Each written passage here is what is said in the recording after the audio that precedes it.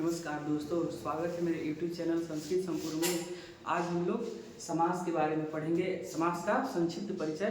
तो यहाँ से समास प्रकरण शुरू हो रहा है। अथ समासः, यहाँ से कि यहाँ समास शुरू हो रहा है। ये समास प्रकरण में हमको यहाँ से पढ़ना है। तो तत्रादौ केवल समासः, तत्रादौ केवल समासः, तत्रादौ केवल समासः मतलब कि यह पहला समास यहाँ से शुरू हो रहा है। उसके बाद है समासः पंचधा। तो समास संस्कृत में कितने प्रकार का होता है? पांच प्रकार के। हमारे बहुत सारे एग्जाम में पूछता है कि समास कतिविधा, तो समासः पंचधा, समास 5 प्रकार के होते हैं। उसके बाद है तत्र समसनम समासः, तत्र समसनम समासः, यहाँ जहाँ 2 पद जुड़ते हैं उसी को क्या कहते हैं? समास कहते हैं। ये समास का परिभाषा है तत्र समसनम किम, तो तत्र समसनम समासः। उसके बाद है सच विशेष संज्ञा विनिर्मुक्तः केवल समासः प्रथमा। जो पहला समास तो 5 प्रकार का होता है, लेकिन उसमें पहला समास है केवल समासः। पहला समास कौन सा है? केवल समासः। केवल समास अब किसको कहते हैं? विशेष संज्ञा विनिर्मुक्तः, जो विशेष संज्ञा से विनिर्मुक्त हो, मतलब जो विशेष संज्ञा से जुड़ा हुआ हो। जैसे अव्ययी भाव, तत्पुरुष, द्वंद्व और बहुव्रीहि के बाद जो समास बचता है उसी को केवल समास कहा जाता है। और वो पहला समास कौन सा है? केवल समास। केवल समास। उसके बाद है प्रायेण पूर्व पदार्थ प्रधानो अव्ययी भाव द्वितीयः। दूसरा का समास कौन सा है? अव्ययी भाव। लेकिन अव्ययी भाव कौन सा? जिसका पूर्व प्राय मतलब होता है प्रायः पूर्व पदार्थ प्रधान, जिसमें पूर्व पद की प्रधानता होती है। वो कौन सा समास है? अव्ययी भाव समास। उसको अव्ययी भाव समास कहते हैं। तो पहला समास है हमारा कौन सा? केवल समास। दूसरा समास है अव्ययी भाव समास। उसके बाद है प्रायेण उत्तर पदार्थ प्रधान तत्पुरुषः तृतीय। तीसरा का समास कौन सा है? तत्पुरुषः।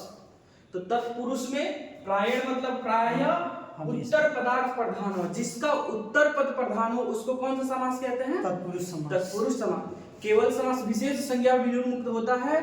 उसके बाद है अव्ययी भाव समास में पूर्व पद की प्रधानता होती है और तत्पुरुष समास में उत्तर पद की प्रधानता होती है। उसके बाद है तत्पुरुषः भेदः कर्मधारयः। तत्पुरुष के भेद को ही कर्मधारय कहा जाता है। हिंदी में कर्मधारय समास अलग होता है, लेकिन संस्कृत में तत्पुरुष के भेद को ही कर्मधारय समास कहा जाता है। उसके बाद है कर्मधारयः भेदो द्विगु, और कर्मधारय के भेद को ही द्विगु समास कहा जाता है। इसमें कर्मधारय समास, द्विगु समास, ये तत्पुरुष का ही भेद में संस्कृत में आ जाता है, लेकिन हिंदी में इसको अलग अलग करके बांटा गया है। उसके बाद है अगला चौथा समास कौन सा है?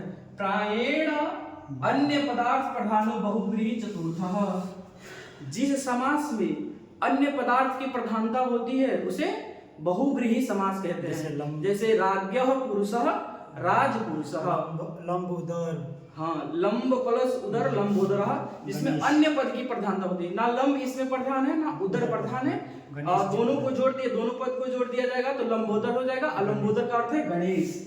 तो इसमें बहुव्रीहि समास में अन्य पद की प्रधानता होती है। और चौथा समास है बहुव्रीहि समास।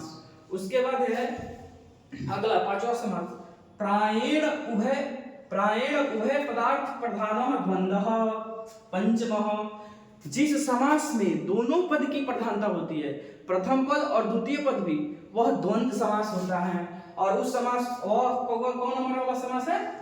पंचम समास है। जैसे रामस्य कृष्णस्य राम कृष्णौ, माता च पिता च पितरौ या माता पितरौ दोनों बनता है। तो जिस समास में दोनों पद की प्रधानता होती है उसे हम द्वंद्व समास कहते हैं। और द्वंद्व समास पंचम समास है, मतलब 5 नंबर पे समास है। ये रहा समास का संक्षिप्त परिचय। आगे से हम लोग कल केवल समास और बहुव्रीहि समास देखेंगे। धन्यवाद।